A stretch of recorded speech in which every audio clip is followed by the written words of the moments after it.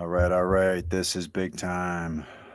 Coming at you with more defensive gun use. They're coming for the kids and black leadership in St. Louis. I cover defensive gun use. This is the source I have, link in the description. And again, you're never going to see it on mainstream media because mainstream media hates guns. Oh, you're not allowed to defend yourself because, the poor blacks. So, this is an independently sourced website that covers shootings in America. Been 644 mass shootings. There's been more.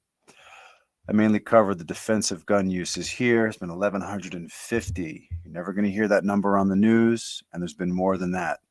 So, frankly, almost double of the guns that have been used to defend people's lives. So, we're going to come at you with a story from the New York Post. I talked about this the other day. The looting that was happening in Buffalo, black community destroying their community like they always do. So here's a video that I didn't see, but I'm sure it was on Twitter.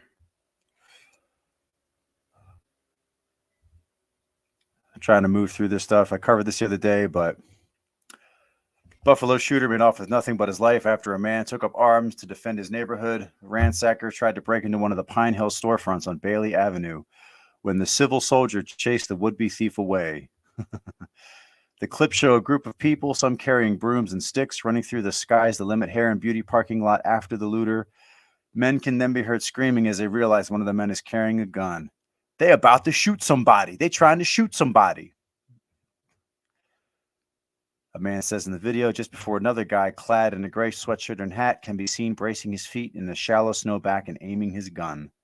He fires off two shots at an off-camera target. No one was injured, a Sky's the Limit manager told the Post Wednesday, but the identity of the shooter is a mystery to the business owners. Well, I don't know what to say. Let's see. This motherfucking store, the Arabs is running around this bitch with choppers and shit. Y'all better be careful. Y'all better be fucking careful. They got their guns. They got their brooms. Where they at? Where they at? They about to shoot somebody.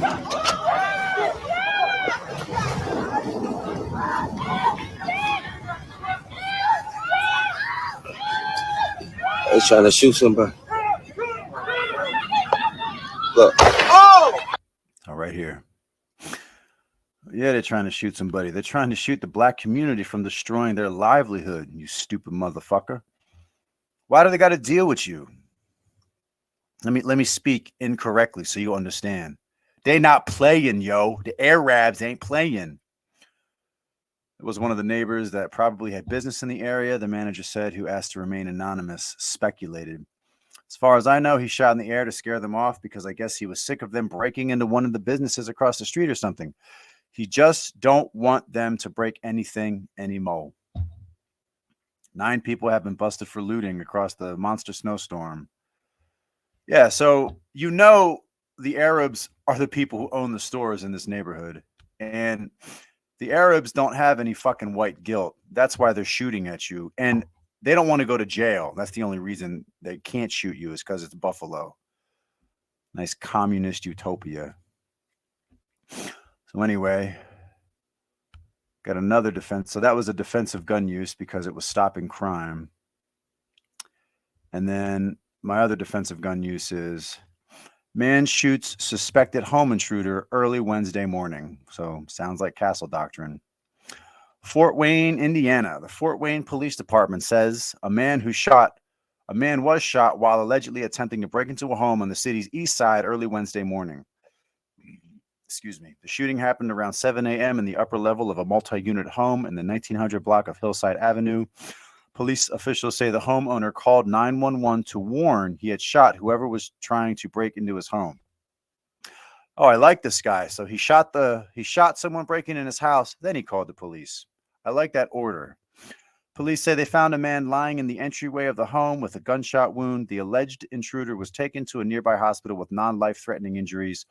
Officers have not yet released the name of the alleged intruder. Well, thank God they're protecting the criminal. Officials say this incident is under investigation at this time by both the Fort Wayne Police Department and Allen County Prosecutor's Office. Sounds like castle doctrine, and I concur. The police response time where I live in Pennsylvania is 9 minutes, but the hollow points I carry, their average response time is 1,000 feet per second. And look, if this happens to you, you shut your fucking mouth. You say I was in fear of my life and I want a lawyer. Sounds like castle doctrine. So anyway, now coming out of insanity,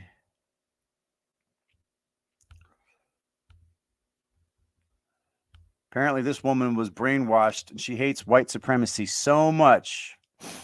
Top school principal hides students' academic awards in name of equity or socialism. Thomas Jefferson High School for Science and Technology. Well, I'm sure in 20 years, this will just be called Wakanda. For years, 2 administrators at Thomas Jefferson High School for Science and Technology have been withholding notifications of National Merit Awards from the school's families, most of them Asian. Well, it's very in vogue to discriminate against Asians, especially with North Carolina and Harvard, thus denying students the right to use those awards to boost their college admissions prospects and earn scholarships. I can't wait for them to get rid of affirmative action. Get your own fucking money and do your own fucking work and stop taking the sweat from my brow. Thus denying students the right to use those awards to boost their college admissions prospects and earn scholarships. This episode has emerged amid the school district's new strategy of equal outcomes for every student without exception. So in other words, translation, we have to make up for the black failure.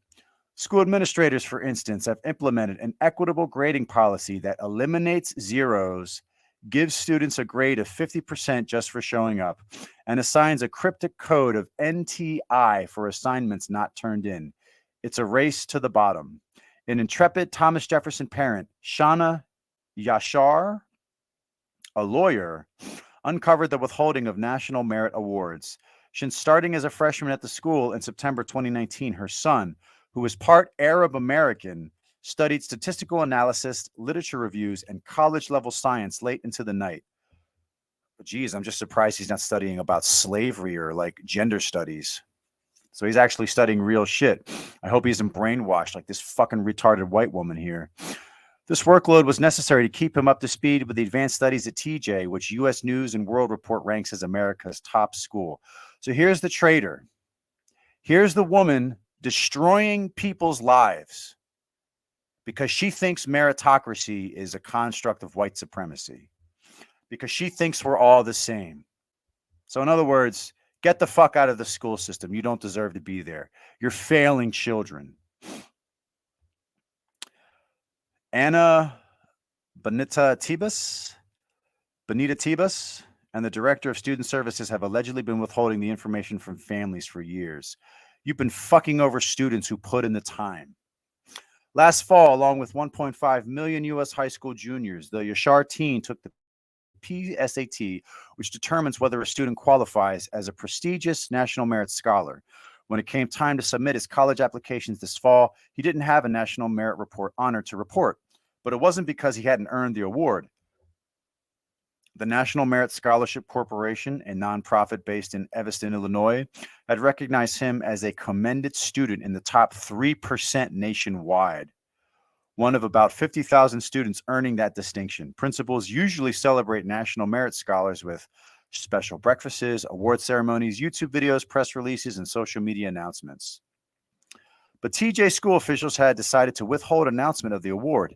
Indeed, it turns out that the principal, Anna Benita Tebas, and the director of student services, Brandon Kosatka, have been withholding this information from families and the public for years, affecting the lives of at least 1,200 students over the principal's tenure of 5 years. Why the fuck is she still in this school? Why are they not suing this school for every dollar they have? Recognition by national merit opens the door to millions of dollars in college scholarship and 800 special scholarships from corporate sponsors. I learned 2 years after the fact that national merit had recognized my son, a graduate of TJ's class of 2021, as a commended student in a September 10, 2020 letter that national merit sent to the traitor, to the communist. But the principal who lobbied that fall to nix the school's merit-based admission test to increase diversity. Oh, no. Oh, the poor immigrants who can't read. Guys, we're all the same. Never told us about it. Parents from earlier years told me that she also didn't tell them about any commended student awards. One former student said he learned he had won the award through a random email from the school to a school district email account that students rarely check. The principal neither told his parents nor made a public announcement. On September 16th of this year, National Merit sent a letter to Bonita Tibas listing 240 students recognized as commended students or semifinalists. The letter included these words in bold type: "Please present the letters of commendation as soon as possible since it is the student's only notification." National Merit hadn't included enough stamps on the package, but nevertheless, it got to Bonita Tibas by mid-October, before the October 31st deadline for early acceptance to select colleges. In an email, Bonita Tibas told Yashir that she awarded the certificates within 48 hours. But homeroom teachers didn't distribute the awards until Monday, November 14th, after the early application deadlines had passed. Teachers dropped their certificates unceremoniously on students' desks. Here's the traitor. Here's the communist right here. Keeping these certificates from students is theft by the state, said Yashir. But Natibas didn't notify parents or the public. What's more, it could be a civil rights violation, says local parent advocate Deborah Tisler. With most TJ students in a protected class of gifted students, most of them racial minorities, many with disabilities, and most coming from immigrant families whose parents speak English as a second language. It's just cruel, says Tisler. So in other words, these are people who can overcome culturally biased tests. They don't accept black failure, right? In a call with Yashir, Kasaka admitted that the decision to withhold the information from parents and inform the students in a low-key way was intentional. We want to recognize students for who they are as individuals, not focused on their achievements, he told her, claiming that he and the principal didn't want to hurt the feelings of students who didn't get the award. Then don't be in a school. You can't handle working with kids. A National Merit spokeswoman said that the organization's officials leave this honor exclusively to the high school officials to announce. Kasaka and Bonita, whatever, the communists, didn't respond to requests for comment. Yeah, they never do. In a rare admission, Fabio Zuluega, an assistant superintendent at Fairfax County Public Schools, told me that the school system had erred not telling students, the public, and families about awards. It was a mistake, to be honest, Zuluega said. It also isn't enough to just hand over a certificate. We have to do something special, he said. A commendation sends a very strong message to the kid, right? Your work is meaningful. If you work hard in life, there are good benefits from that. On Monday, December 12th, after getting caught, Kosaka sent an email to the parents of commended students, notifying them of the important recognition and saying, "We are deeply sorry for not sharing the news earlier." He claimed school officials would contact college admissions offices to correct the record. But Natibas still hasn't publicly recognized the students or told parents from earlier years that their students won the awards, and she hasn't yet delivered the missing certificates. The war on merit is a war on our kids. Terrible. Absolutely terrible. All right, we got to try something here. My headphones aren't working. 1 second.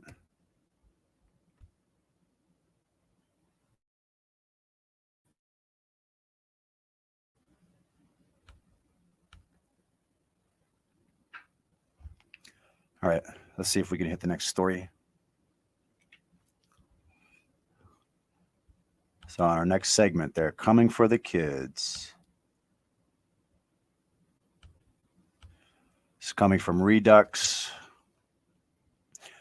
2 survivors allege they were groomed, sexually exploited by staff at Scottish LGBT youth charity. 2 men who had previously accessed services at LGBT Youth Scotland as minors have come forward to speak to Redux about what they describe as a nightmarish involvement with the charity, one they allege involved the child grooming and sexual exploitation. Sam Coey and Daniel Netan Two abuse survivors are demanding an inquiry into the organization and asking why no investigation was launched after the CEO was imprisoned for graping a baby. LGBT Youth Scotland, formerly the Stonewall Youth Project, is known as Scotland's national charity for LGBTI young people. So, in other words, more money is being taken away from white Scottish people and being given to people with mental disorders. Awesome. The organization works with youth aged 13 to 25 and delivers programs to schools, organizations, and businesses. The charity was founded in 1989 and renamed in 2003. The same year, a notorious pedophile, James Rennie, became the chief executive officer. Oh, of course. Well, he's oppressed. It's not his fault that he likes to grape children. You should act. And actually, you're transphobic if you won't give your children to him so he can touch them. In 2009, Rennie was found guilty and given lifelong restriction orders after it was discovered he was operating what was described as Scotland's largest pedophile network. How about a wood chipper? If he's found guilty of what he did to a baby, how about a wood chipper? I'll even take the biblical approach, a millstone around his neck. Rennie and a man named Neil Strachan were considered the ringleaders of a network. Rennie and another pedophile, which involved at least 8 other men who collectively held over 125,000 pieces of child sex abuse materials. The ring was broken up in 2007 after a lengthy operation by Lothian and Borders Police. Other men arrested included John Murphy, a former journalist with the Gay Times. Oh, you don't say.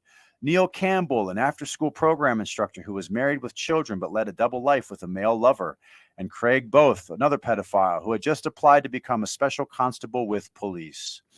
Neil Strachan's much younger boyfriend, Colin Slavin, was also amongst those arrested. Slavin had been a minor when Strachan began a relationship, when he was recruited. Slavin had been a minor when Strachan recruited him. As well as disturbing child sexual abuse material, Rennie was sexually abused his godson over a 4-year period, starting when the child was just 3 months old. Wood chipper. Or the wall. Hollow points get on the wall. During court proceedings, it was also uncovered that Rennie had used the email handle kplover, standing for kitty porn lover, to communicate with a sick predator in the Netherlands who described how he would like to grape, because of YouTube, torture, and murder a child. The trial was labeled the worst ever abuse case in Scotland by media. When soliciting child sexual abuse materials from other perverts, Rennie once sent an email specifically requesting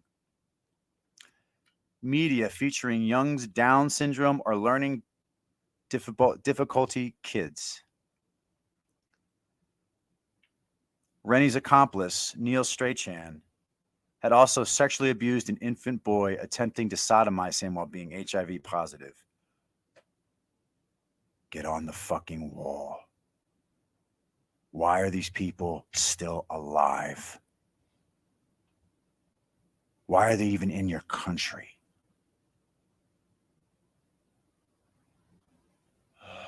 While secretly operating the pedophile network, Rennie managed to become the CEO of LGBT Youth Scotland, a charity which gave him access to children as young as 13.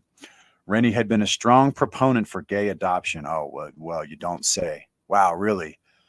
So the pedophile wanted to recruit more children.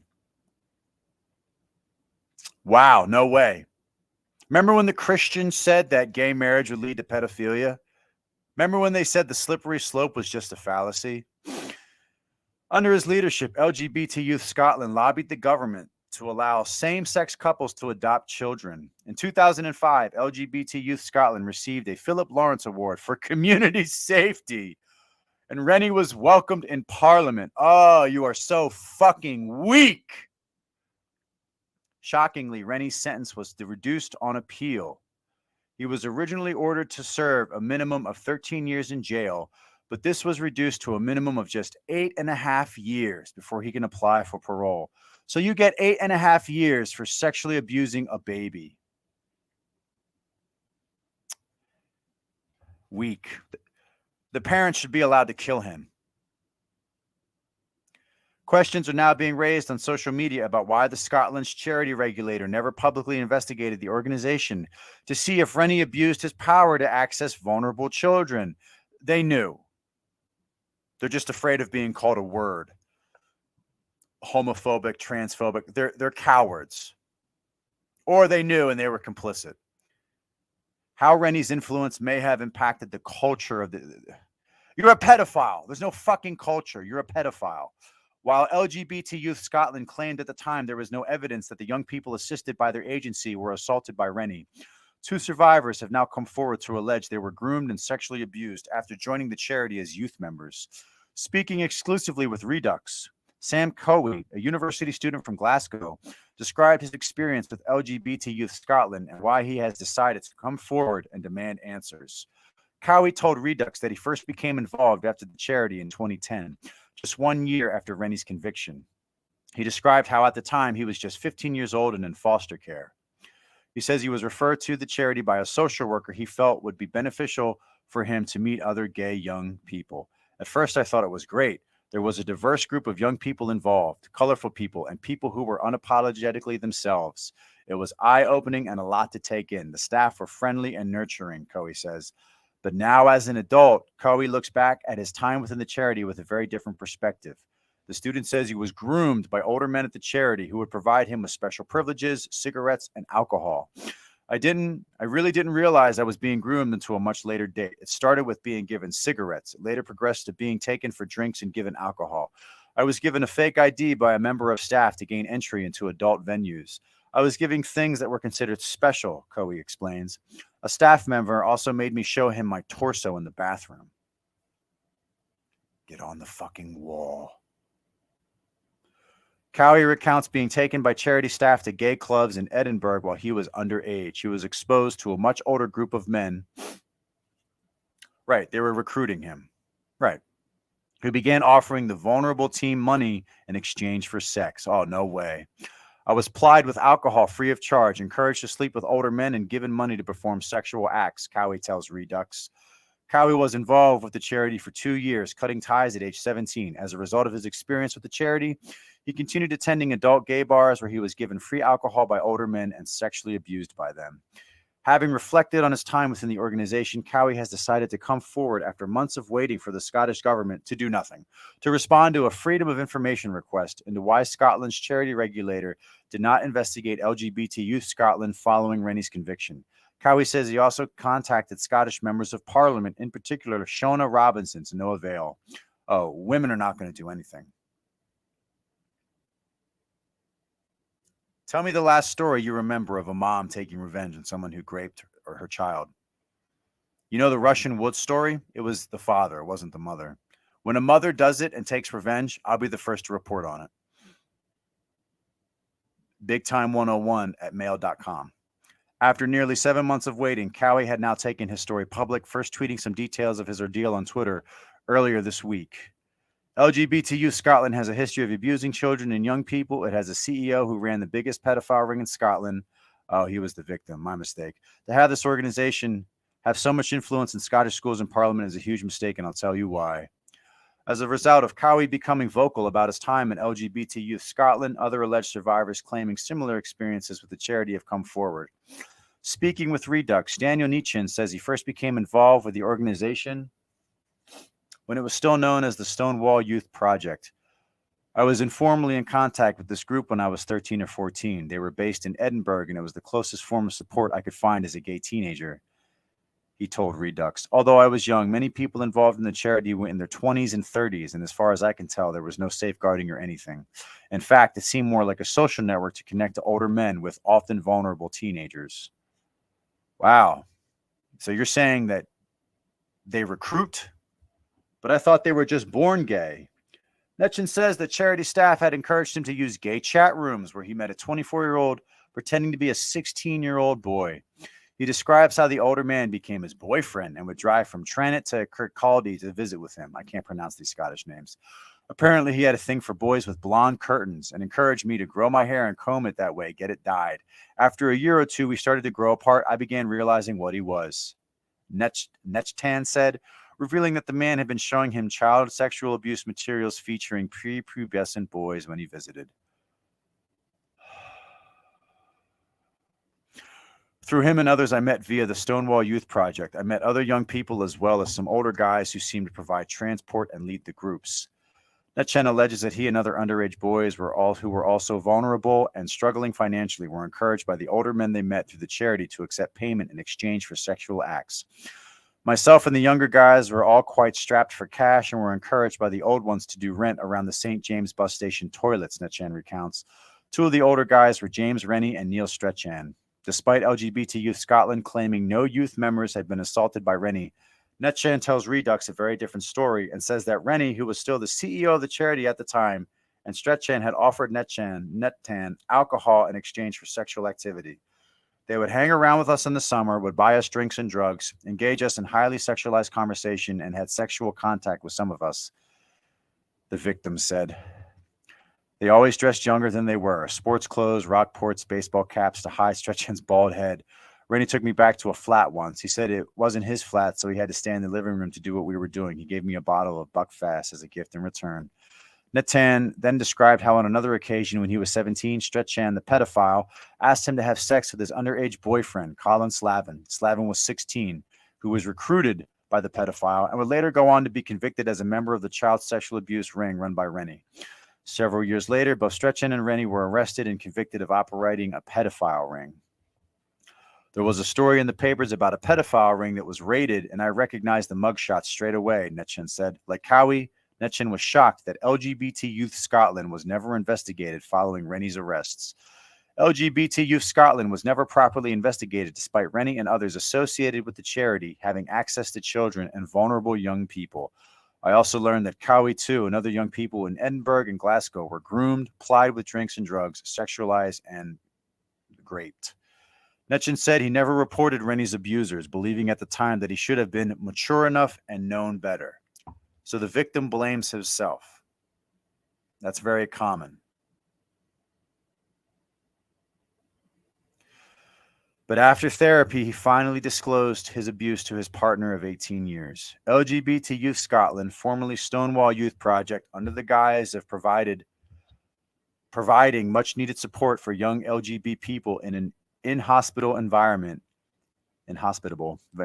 facilitated the abuse of God knows how many children and young people over years. Nettan alleges. Redux reached out to the Scottish Charity Registrar, OSCR, for comment on any action they had taken to ensure LGBT Youth Scotland was compliant with child safeguarding measures, but they were told any files that may have existed would have been destroyed. Responding to Redux's inquiry, OSCR communications staffer John Fellows stated, "Our policy is to destroy all inquiry files 10 years after they have closed, so we are unable to establish the existence or the details of any regulatory inquiry which was conducted prior to December 2012. That doesn't mean there's not people being victimized now. If they're not being punished, they are still doing it. Redux also reached out to LGBT Youth Scotland, but received an automatic reply stating their offices were closed for the holidays. In 2021, LGBT Youth Scotland received backlash from an Alba Party member who accused them of seeking to lower the age of consent to 10. This was due to LGBT Youth Scotland signing a declaration drafted by the Women's Rights Caucus at the UN's Commission on the Status of Women in March 2020, which called for an end to the criminalization and stigmatization of adolescents' sexuality.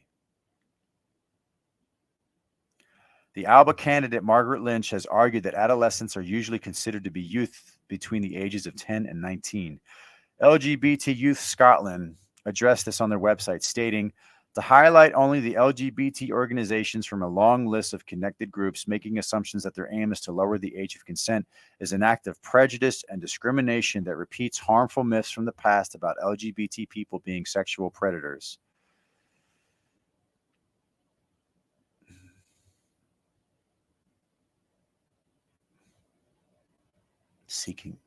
I would have to read the bill. Lynch's accusations were described as deeply homophobic and untrue by the Scottish National Party. The SNP spokesperson described LGBT Youth Scotland as a reputable organization that has made a positive impact on the lives of many in Scotland. Earlier this year, LGBT Youth Scotland was reported to the charity registrar by Safeguarding Our Schools Scotland for referring children on a chat room to information about breast binders by the UK charity Mermaids. Mermaids are currently under investigation by the Charity Commission, and Safeguarding Our Schools questioned why LGBT Youth Scotland was signposting resources by mermaids on its website before the investigation into the charity's safeguarding approach had concluded. The Charity Commission for England and Wales has announced a formal inquiry into controversial trans activist organization Mermaids. The announcement came just 2 months after complaints were filed in response to revelations that one of their trustees had views sympathetic to pedophiles. Oh, really? No fucking surprise.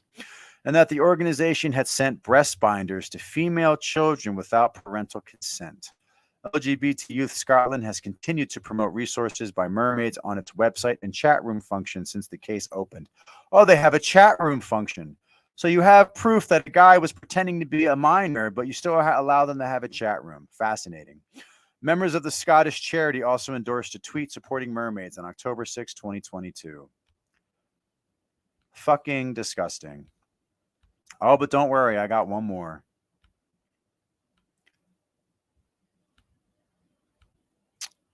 Man who slaughtered family over gender dysphoria now marked as female in Maine prison system.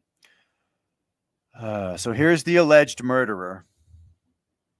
A man who claimed his motivation, Andrew Balser. A man who claimed for Balser. A man who claimed his motivation for slaughtering his family was their lack of support for his transgender identity has been quietly marked a female in the Maine prison system and has been transferred to a mixed set facility where he is likely being housed with women. So in other words, he can now have sex. So this woman with a dick can now have sex with other women and run the prison because men are stronger than women. Andrew Balser, who also goes by the name that's not your name, was 1 month shy of his 18th birthday when he murdered his mother, father, and family dog on Halloween night in 2016. According to reports at the time, Balser had woken his mother and told her that he was having trouble sleeping. Alice Balser asked her son if he was having a rough night and embraced him, and while she was attempting to soothe him, he stabbed her in the back 9 times, killing her. 1 second. Let me check on my headphones.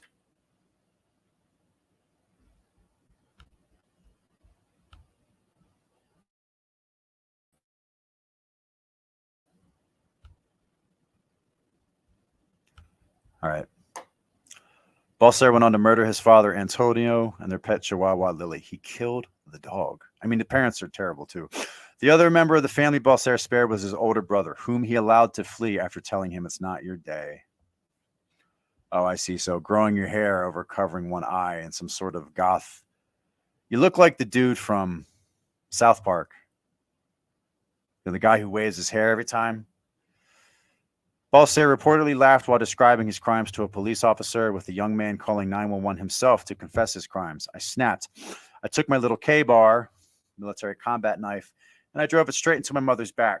My father came up because he heard her screams, and I stabbed the fuck out of him. Oh, I killed the dog too. It was barking. During the years-long court proceedings, Balser's attorney cited his family's lack of support for his gender transition as a motive for the crime. But just days before he was scheduled to plead guilty, Balser abruptly began accusing his mother and father of physical and sexual abuse. I can translate. The jury was starting to see what a fucking psychopath you were. So in a last-ditch effort to maybe not get sent to prison for the rest of your life, you suddenly say, you're the victim, right? It might be true. I don't know. Disturbingly, Balser claimed his mother had molested him when he was between the ages of 14 and 16. Well, for someone who claims he's a woman, your dick sure works well, right? I mean, again, I don't know. That could be true. If that's the case, it's just groomers killing groomers, right? The shocking allegations were vehemently denied by his older brother, who rejected the entire claim. No. That is the most acerb thing I've ever heard in my life. The man would never have laid a hand on either of us, Christopher Balser said during an interview on his accusations. At the sentence hearing, Balser's older brother asked the judge not to show any leniency in sentencing, calling him a remorseless murderer. He also drafted a heart-wrenching victim impact statement and read it out to the court, calling Balser an inhuman creature and once again rejecting Balser's claims of having been abused. Well, if they abused the brother, it doesn't mean he'd be able to call it out. I still hear our dearest mother's screams. Every night as I fall asleep, every morning as I awaken, they echo in my head. Her screams as she was stabbed by the son she doted on so much, the son she only wanted the world for and would accept nothing less. I remember the foul things you accused her of and the looks of horror upon the family's faces as I heard about them. You are an inhuman creature, and the fact that you continue to pretend otherwise sickens me. Evan's extended family came forward to take issue with Balser's claims. His uncle, Carl Pierce, disputed the motive that Balser hadn't been accepted by his parents and called it an insult to the LGBTQ community. He addressed his nephew's crimes while using feminine pronouns in his preferred name. You're such a coward. There was no hatred, there was no malice, there was no ill will, there was resignation to be sure, but ultimately there was acceptance. To justify these killings because of sexual identity or gender dysphoria beliefs is truly a cowardly act. Then why are you calling him a female name? Andrew? Andrew? Yeah, Andrew. I'm not even saying your fucking female name.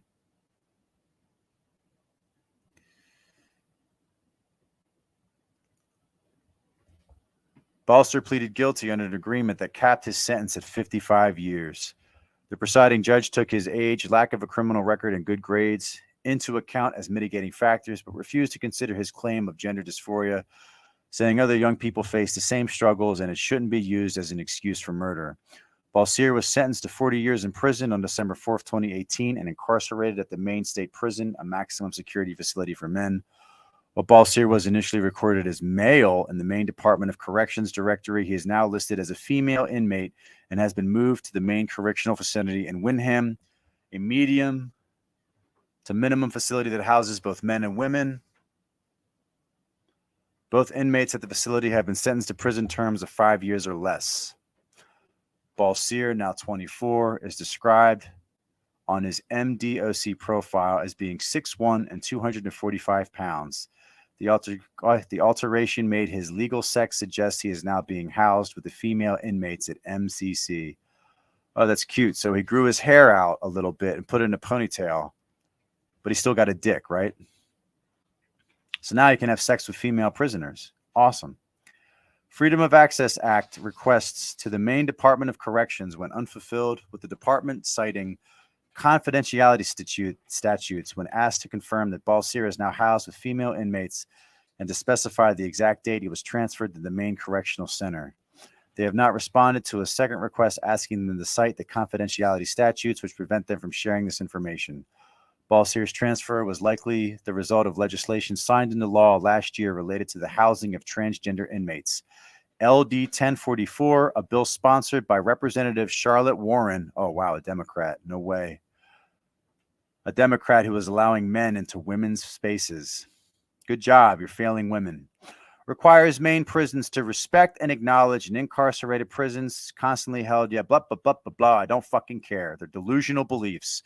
Gender identity, irrespective of anatomy or physique. Right. So he's got a dick. So let's put him around women. Yeah, that makes sense. The law specifies that housing placements must align with an inmate's stated gender identity unless doing so would present significant management or security problems or threaten the health and safety of an inmate. Oh, we're going to come back to that. The Maine Women's Lobby, the Maine Coalition Against Sexual Assault, and the ACLU of Maine all sent representatives to the Maine legislature to testify in support of LD 1044. None of their testimony mentioned any potential risk to the female inmates who would be housed with male convicts. Remember that part. According to the Vera Institute of Justice, 86% of incarcerated women in the United States are survivors of sexual violence. Incarcerated women in other states with prison self-identification policies have reported experiencing trauma when forced to share confined spaces with male inmates, and some have described being subjected to sexual harassment, physical threats, and sexual assaults.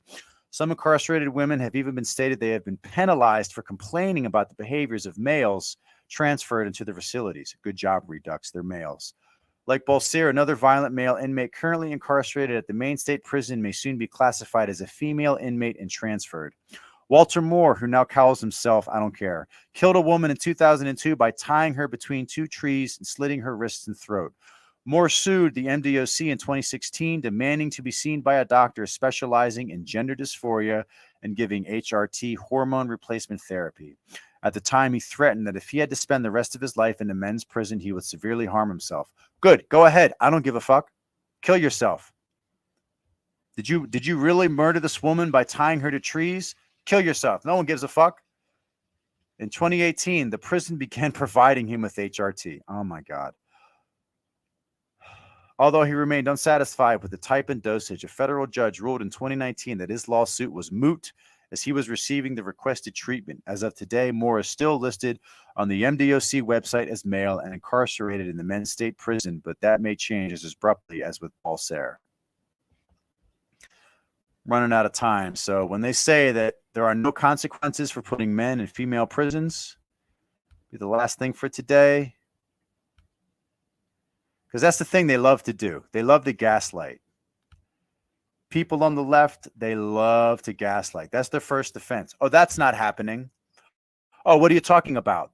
Putting men in female prisons, and you're saying something will happen to the women? Well, how's that possible? It's possible here. Incarcerated man, Demi Minor, impregnates 2 inmates at a New Jersey prison. Demi Minor, 27, was moved last month from the Edna Mahan Correctional Facility for Women in the Garden State Youth Correctional Facility, a prison for young adults. He's serving a 30-year sentence for manslaughter.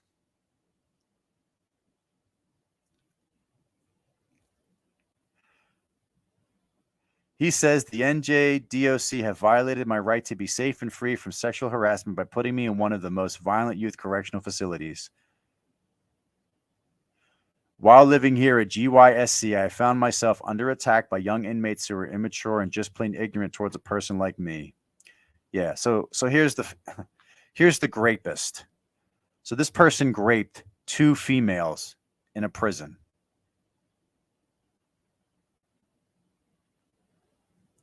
And he was called, they called me him 30 times. This had not happened to me in years, being referred to primarily as a man.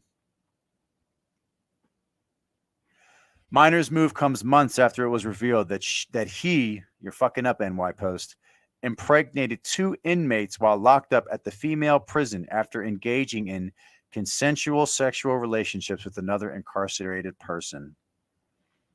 Yeah, so it's happening in Jersey too, okay? So here's the rapist. Oh, wow, really? So when you put a man with a dick in a woman's prison, other female prisoners get, wow, they got pregnant? How'd that happen? Got to cut it short for today. So anyway, I'm Big Time, and that's news to me.